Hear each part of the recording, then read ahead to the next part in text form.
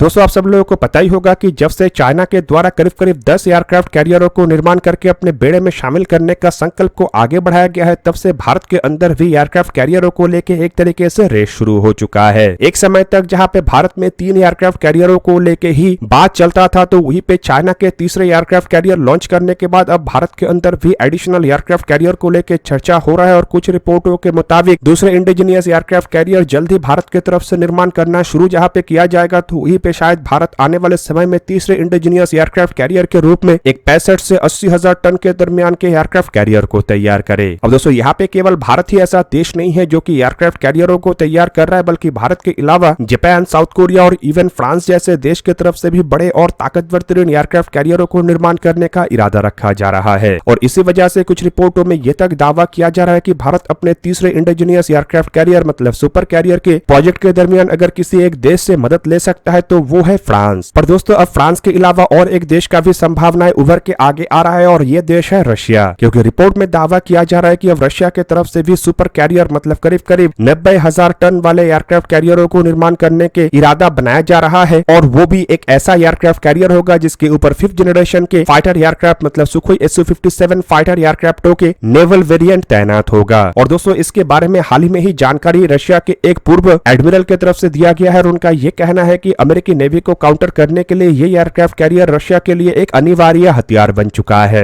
और दोस्तों जब से ये खबर आया है कि रशिया अपने फ्यूचर एयरक्राफ्ट कैरियर के जरूरतों को पूरा करने के लिए 90,000 टन के एक सुपर कैरियर बनाएगा, तब से अगर देखा जाए तो भारत के लिए भी एक नया ऑप्शन खुल चुका है। मतलब भारत को अगर अपने एयरक्राफ्ट कैरियर के कंस्ट्रक्शन के लिए आने वाले समय में किसी अन्य देश की मदद का आवश्यकता होता है, तो ऐसे में जहां पे भारत के पास केवल मात्र अमेरिका और फ्रांस जैसे देशों का संभावनाएं था, तो अब एक ऑल्टरनेटिव के रूप में रशिया का भी संभावनाएं उभर आया है। दोस्तों बेसिकली मीडिया रिपोर्ट में दावा किया जा रहा है कि रशिया के पूर्व deputy chief of main staff retired vice admiral Vladimir पिफिलिव की तरफ से हाल ही में एक बयान देते हुए बताया गया है कि रशिया के द्वारा आने वाले समय में 70,000 टन से लेकर 90,000 टन के दरमियान के एक एयरक्राफ्ट कैरियर को तैयार किया जा सकता है, जो कि सुखोई Su-57 जैसे 5th जनरेशन के फाइटर एयरक्राफ्टों के नेवल वेरिएंटों का उपयोग करेगा। अब दोस्तों फिलहाल रशिया के बेड़े को अगर देखा जाए तो यहाँ पे एक ही ऑपरेशनल एयरक्राफ्ट कैरियर है जिसे कि एडमिरल कुज्नेत्सोव कहा जाता है, और ये करीब करीब 58,000 टन का एयरक्राफ्ट कैरियर है जो कि MiG-29 और सुखोई 33 जैसे एयरक्राफ्टों से लैस है। हालांकि वहीं पे आप लोगों को ये भी बता दूं कि इस एयरक्राफ्ट कैरियर के बाद रशिया के द्वारा कुछ और एयरक्राफ्ट कैरियरों को भी तैयार करने को लेके प्रोजेक्ट को आगे बढ़ाया गया था, जिनमें प्रोजेक्ट 11437 जैसे एयरक्राफ्ट कैरियर का भी संकल्प था, जो कि सोवियत यूनियन के जमाने में मतलब 1988 में बनाने को लेके तैयारी किया जा रहा था। लेकिन ये एयरक्राफ्ट कैरियर के प्रोजेक्ट को आखिरकार कैंसिल कर दिया गया, जबकि इसके बाद प्रोजेक्ट 2300E श्रॉम का भी जिक्र हुआ, जो कि 90,000 टन से लेके 1 लाख टन के एयरक्राफ्ट कैरियर का संकल्प था, और इसे भी एक तरीके से रशिया के द्वारा बताया जा रहा है कि बंद कर दिया गया है। हालांकि दोस्तों ऑफिशियली इसके बारे में अब तक ऐसा कोई जानकारी नहीं आया है, लेकिन साल 2016 के बाद से इसे लेके चर्चा भी नहीं हो रहा है। पर वहीं पे अब जो 90 टन के एयरक्राफ्ट कैरियर का जिक्र किया जा रहा है, संभावित ये श्रॉम क्लास के एयरक्राफ्ट कैरियर के ही सपने को पूरा करने के लिए होगा। और कुछ रिपोर्टों में यह भी दावा किया जा रहा है कि रशिया के अंदर असल में इस एयरक्राफ्ट कैरियर को लेके कुछ स्तर में काम को शुरू कर दिया गया है। हालांकि वहीं पे अगर देखा जाए तो फिलहाल रशिया के बेड़े को दुनिया के one of the most advance navy के बेड़े के रूप में तो देखा जाता है, लेकिन एयरक्राफ्ट कैरियरों के मामले में रशिया केवल मात्र अमेरिका से ही पीछे नहीं है, बल्कि जब से चाइना के द्वारा अपने बेड़े में 2 एयरक्राफ्ट कैरियर को शामिल किया गया है और तीसरे एयरक्राफ्ट कैरियर को लॉन्च किया गया है, तब से रशिया के बेड़ा जो है वो चाइना से भी पीछे चला गया। हालांकि रशिया के पास एयरक्राफ्ट कैरियर रिलेटेड काफी अधिक जानकारी है, और दोस्तों रशिया के ही इस डिजाइन का उपयोग करके चाइना के द्वारा भी अपने एयरक्राफ्ट कैरियर को तैयार किया गया है, जिसका सिंपल मतलब यह है कि अगर रशिया अपने एयरक्राफ्ट कैरियर को बनाने को लेकर संकल्प उठाता है तो नो डाउट रशिया इसे अपने खुद के बलबूते पे तैयार कर सकता है। हालांकि इससे पहले 2 बार रशिया की तरफ से प्रयास तो किया गया है, लेकिन कई सारे रीजनों के वजह से मतलब खास करके फंडिंग और सोवियत यूनियन टूटने के वजह से इसे बंद कर दिया गया। अब जो पहले एयरक्राफ्ट कैरियर जिसे कि प्रोजेक्ट 11437 कहा जाता है, ये तो सोवियत यूनियन टूटने की वजह से करीब करीब 40% तक कंप्लीट होने के बाद ही स्क्रैप कर दिया गया। लेकिन प्रोजेक्ट 2300E या फिर कहे तो श्रॉम क्लास के जो एयरक्राफ्ट कैरियर है, इसका क्या स्टेटस है इसके बारे में फिलहाल कोई जानकारी नहीं है। पर आप लोगों को बता दूं कि साल 2016 में रशिया के द्वारा भारत के सामने भी इस एयरक्राफ्ट कैरियर के डिजाइन का ऑफर किया गया था। इवन कुछ रिपोर्टों के मुताबिक रशिया इसके एक एक्सपोर्ट वेरिएंट को भी बनाना बनाना चाहता था, जो कि करीब करीब $5.5 बिलियन